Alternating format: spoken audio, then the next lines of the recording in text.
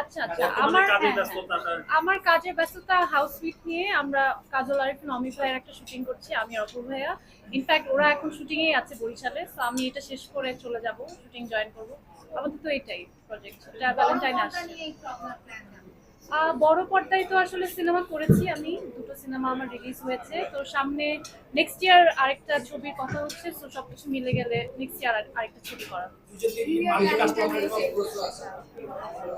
New ইয়ারে আসলে সেরকম করে আলাদা কোনো প্ল্যানিং নেই, যেভাবে কাজ করছি আসলে সেটাই জারি থাকে। 31st প্ল্যান, আমি 31st ওভাবে কখনো সেলিব্রেট করি না, আমি কাজেই থাকি, এবারও মনে হয় শুটিং এই থাকা হবে। 31st আমার বাই এনি চান্স যদি আমরা আমার প্রিয় মালতী ফিল্মটা এর মধ্যে রিলিজ দিতে পারি, এখন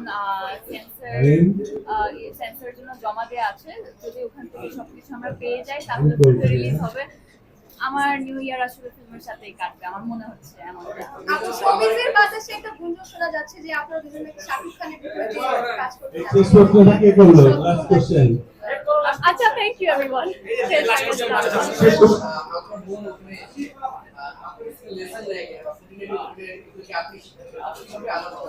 এটার সঙ্গে একটু যুক্ত করবো আপু, এটার সঙ্গে একটু যুক্ত করবো, সেটা হচ্ছে যে আপনারা দুইজন একসাথে প্রজেক্ট করো, প্রচুর ঘোরাঘুরি চলে, দুইজনকে আমরা একই ফ্রেমে দেখবো কিনা? এই যে এখনই একই ফ্রেমে দেখতে না না না, বড় পর্দা হোক বা নাটক হোক, ওটিটি হোক। আমার কখনোই মনে হয় না যে আর্টিস্টরা এটা ডিসাইড করার সেই ক্ষমতাটুকু রাখে, বাট ভালো কোনো এরকম উদ্যোগ যদি কেউ নিয়ে থাকে, ভালো গল্প থাকলে দেন ওয়াই নট। আর হ্যাঁ, মালাইকার ব্যাপারটা হ্যাঁ, ও মাত্র একটা নাটক করেছে এর মধ্যে, so that was her first drama. এর আগে একটা টিভিসি করেছে, তো ও অনেক ছোট, মাত্র শুরু করছে, এবং ও আসলে টু বি ভেরি অনেস্ট, আমার ওকে দেখে মনে হয় আমি যে সময়টাতে কিছু করতে পারতাম না, বলতে পারতাম না, অনেক চুপচাপ ছিলাম, ও এখন ওই ফেজের মধ্যে দিয়ে যাচ্ছে।